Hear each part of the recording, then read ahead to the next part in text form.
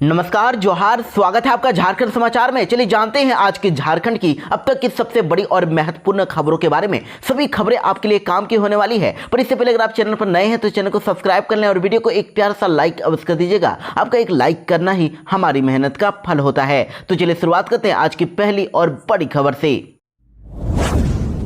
झारखंड में विधानसभा चुनाव को लेकर एनडीए गठबंधन में अब सीट शेयरिंग को लेकर सहमति बन गई है और एनडीए में सीटों का बंटवारा कुछ इस तरह हुआ है। इस बार बीजेपी 68 सीटों पर चुनाव लड़ रही है। आजसू को 10 सीटें मिली है, जेडीयू को 2 सीटें और एलजेपी को 1 सीटें मिली है।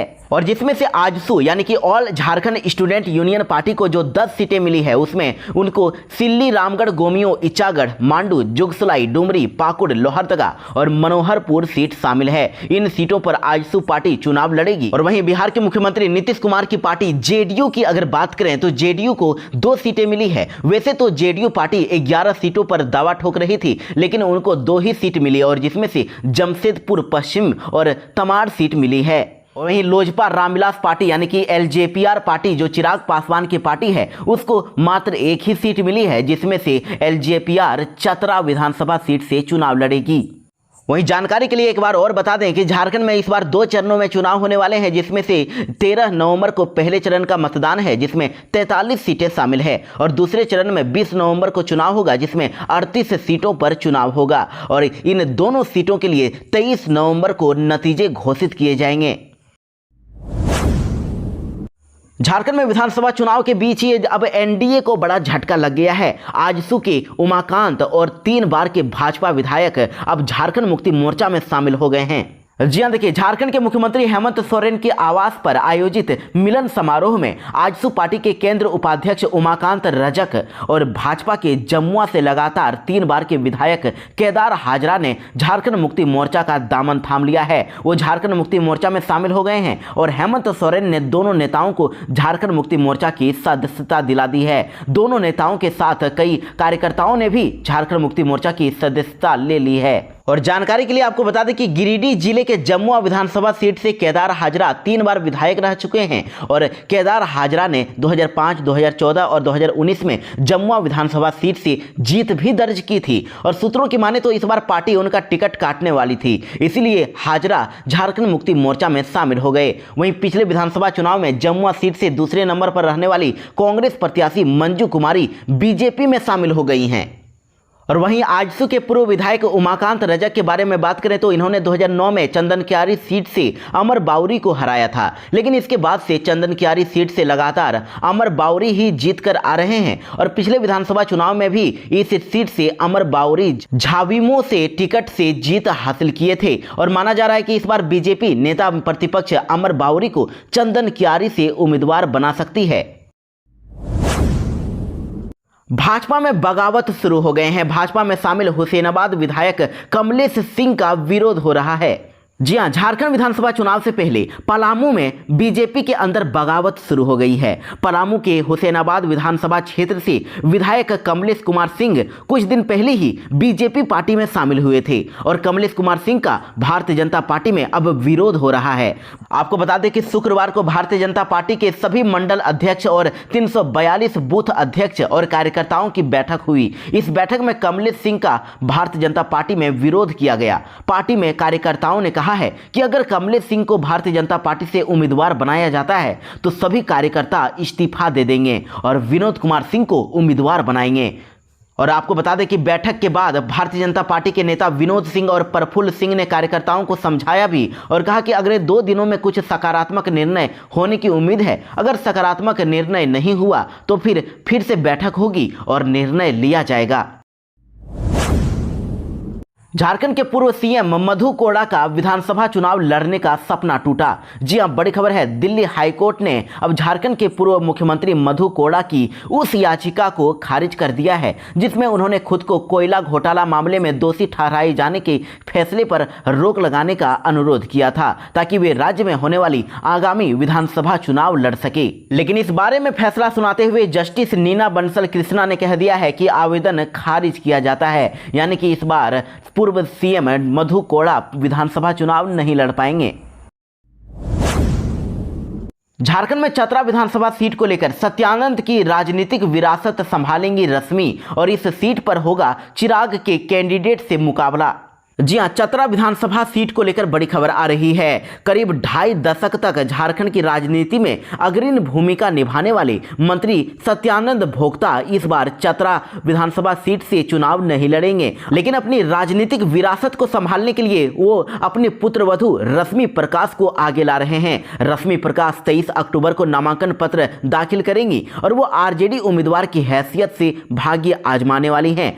वैसे आपको बता दें कि चतरा विधानसभा सीट को लेकर एनडीए के अंदर काफी घमासान भी मच सकता है। बीजेपी ने तो इस सीट को चिराग पासवान की पार्टी को दे दिया, लेकिन बीजेपी ने अपनों से ही बैर मोल लिया है और इससे काफी चुनाव में असर भी पड़ सकता है। दरअसल आपको बता दें कि भाजपा ने 2009 का ही लोकसभा चुनाव का फॉर्मूला अपनाते हुए चतरा विधानसभा सीट अब एनडीए के घटक दल लोजपा रामविलास के लिए छोड़ दी है। यानी कि इस बार चतरा विधानसभा क्षेत्र से भाजपा का उम्मीदवार नहीं होगा और पार्टी के इस निर्णय से स्थानीय नेता और कार्यकर्ता काफी अब चौंक गए हैं। वे शीर्ष नेतृत्व से पुनर्विचार की मांग कर रहे हैं। उनका कहना है कि सीट शेयरिंग को लेकर परिस्थिति कुछ भी हो, लेकिन इससे कार्यकर्ताओं का मनोबल गिर जाएगा। घटक दल लोक जनशक्ति पार्टी रामविलास का चतरा जिले में कोई अस्तित्व नहीं है और आरजेडी को भाजपा ही परास्त कर सकती थी, परंतु निर्णय उम्मीद के विपरीत हो गया है। झारखंड में बीजेपी के द्वारा एक बड़ा ऐलान किया गया है। झारखंड में अगर बीजेपी की सरकार बनती है तो फिर 2,87,000 पद भरे जाएंगे। इतने लोगों को नौकरी मिलेगी और सबको अब घर और बालू भी फ्री में मिलेगा। 500 रुपये में गैस सिलेंडर मिलेगा। जी हां, झारखंड विधानसभा चुनाव को लेकर अब राजनीतिक सरगर्मी बढ़ गई है और इस बार झारखंड में बीजेपी की ओर से प्रदेश अध्यक्ष बाबूलाल मरांडी ने बड़ी घोषणा कर दी है। उन्होंने 5 प्रण जारी किए हैं। बाबूलाल मरांडी ने कहा कि सरकार बनने पर अब राज्य में कोई भी परिवार छत विहीन नहीं होगा, यानी कि सबके घर होंगे, सबको घर मिलेगा, सबको फ्री में घर मिलेगा और सिर्फ 500 रुपये में एलपीजी गैस सिलेंडर मिलेगा। साल में 2 प्रमुख त्योहारों पर गैस बिल्कुल फ्री में दिया जाएगा और बालू भी फ्री में मिलेगा। सरकार बनने के 1 साल के अंदर 1.5 लाख युवाओं को सरकारी नौकरी दी जाएगी और जो झारखंड में खाली पड़े जो वैकेंसियां हैं 2,87,500 सरकारी पद भी भरे जाएंगे। 5 लाख युवाओं को रोजगार दिया जाएगा और 1 लाख नए रोजगार सृजित भी किए जाएंगे। ग्रेजुएट और पोस्ट ग्रेजुएट छात्रों को प्रतियोगी परीक्षाओं की तैयारी करने के लिए हर महीने 2,000 रुपये बेरोजगारी भत्ता भी दिया जाएगा और 18 साल और उससे अधिक उम्र की महिलाओं के खाते में हर महीने की 11 तारीख को 2100 रुपये जरूर आएंगे।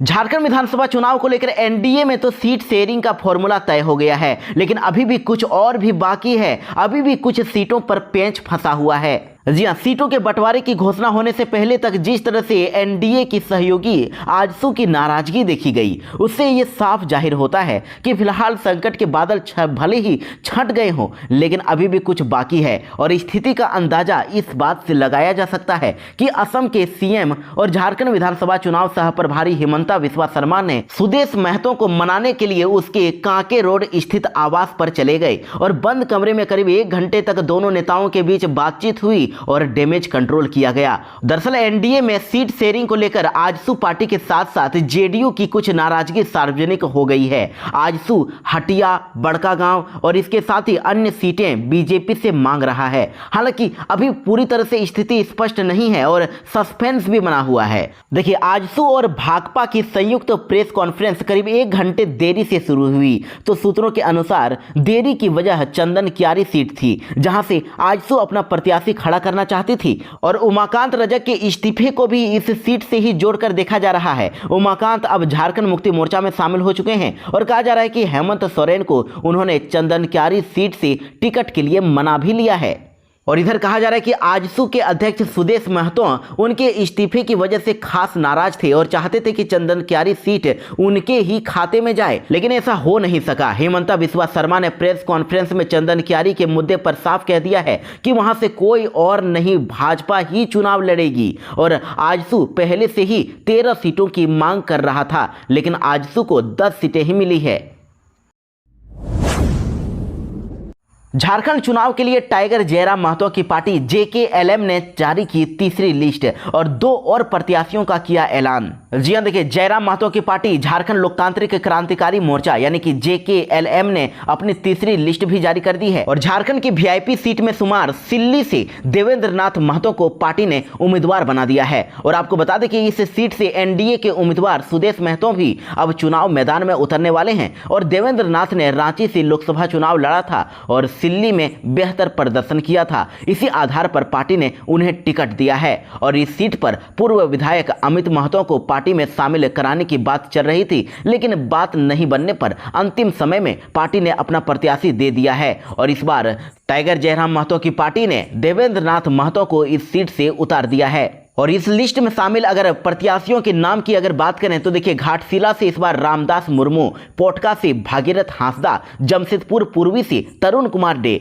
और महागामा गोड्डा से जवाहरलाल यादव, कांके से फुलेश्वर बैठा और जरमुंडी से राजीव यादव, पोड़ैयाहाट से परवीन महतो चुनाव मैदान में उतरने वाले हैं। और इससे पहले भी JKLM की पार्टी के द्वारा 2 सूची और जारी की गई है जिसमें 18 प्रत्याशियों के नाम की घोषणा हो चुकी है और जयराम महतो खुद डुमरी से चुनाव लड़ रहे हैं। हालांकि अभी तक उन्होंने धनबाद की बाघमारा, निरसा और झरिया सीट से प्रत्याशियों के नाम की घोषणा नहीं किया है।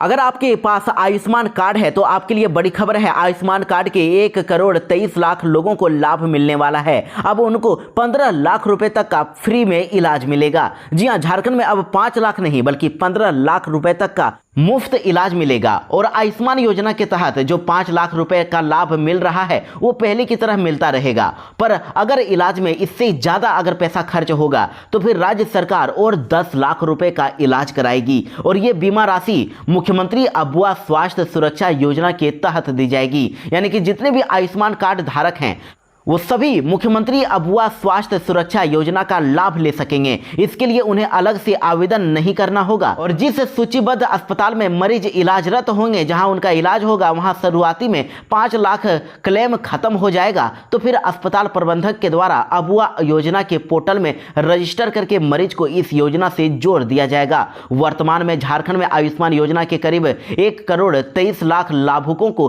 कार्ड निर्गत किया जा चुका है। तो जितने लोगों के पास भी कार्ड है सभी को अब ये फायदा मिलने वाला है। और साथ ही कहा जा रहा है कि सभी 1,23,00,000 आयुष्मान कार्ड धारकों का अब अबुआ कार्ड बनेगा और नए सिरे से अबुआ कार्ड बनाया जाएगा। झारखंड सरकार इसके लिए अपना अलग अबुआ पोर्टल भी तैयार कर रहा है और जैसे ही ये पोर्टल तैयार होगा वैसे ही शिविर लगाकर अस्पतालों में या फिर प्रज्ञा केंद्रों में इसके लिए ऑनलाइन आवेदन किया जा सकेगा।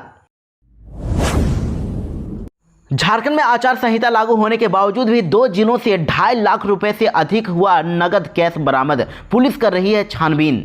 जी हां, झारखंड विधानसभा चुनाव से पहले सभी जिला प्रशासन ने गश्ती तेज कर दी है और विभिन्न चेक पोस्ट पर जांच अभियान भी चल रहा है और इसी कड़ी में देखिए अब पुलिस ने 2 जिलों से 2.5 लाख से भी ज्यादा यानी कि 2,75,200 रुपए नगद कैश बरामद किया है। मामला पूर्वी सिंहभूम के चकुलिया और धनबाद के मैथन का है। पुलिस ने बरामद रुपयों को जब्त कर लिया है। आपको बता दें कि पहली घटना धनबाद के मैथन चेक पोस्ट की है, जहां पर पुलिस ने तलाशी के दौरान एक गाड़ी से 2,25,000 रुपए नगद बरामद किया। तो वहीं दूसरी गाड़ी से भारी मात्रा में शराब भी बरामद किया और पुलिस ने उन दोनों चीजों को जब्त कर लिया है और वाहन में सवार व्यक्तियों से अब पूछताछ कर रही है। उनसे अब बरामद रुपयों का ठोस स्रोत मांगा जा रहा है कि आखिर ये पैसे कहां से लाए जा रहे थे। और दूसरी ओर इधर पूर्वी सिंहभूम में भी 50,200 रुपए बरामद किए गए हैं और यहां भी गाड़ियों में बैठे लोगों ने इसका ठोस जवाब नहीं दे पाया, जिसके बाद पुलिस ने इन रुपयों को भी जब्त कर लिया है।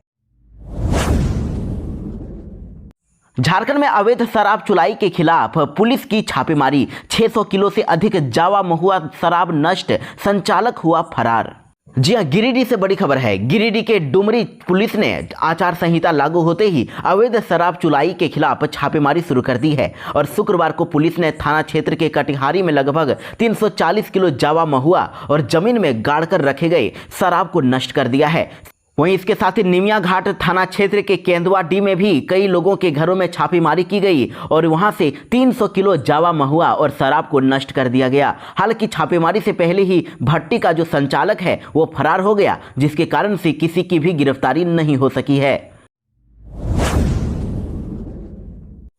झारखंड में जेएसएससी सीजीएल एग्जाम का अब आंसर की भी जारी कर दिया गया है। जी हां, आपको बता दें कि किसी भी परीक्षा में आमतौर पर देखा जाता है कि फाइनल आंसर की आने के एक हफ्ते के बाद परिणाम जारी कर दिए जाते हैं। तो ऐसे में जेएसएससी सीजीएल के मामले में भी यही अनुमान लगाया जा रहा है और आपको बता दें कि कुछ दिनों में इसके परिणाम आ सकते हैं। हालांकि अब तक आधिकारिक रूप से रिजल्ट को लेकर कोई भी जानकारी सामने नहीं दी गई है।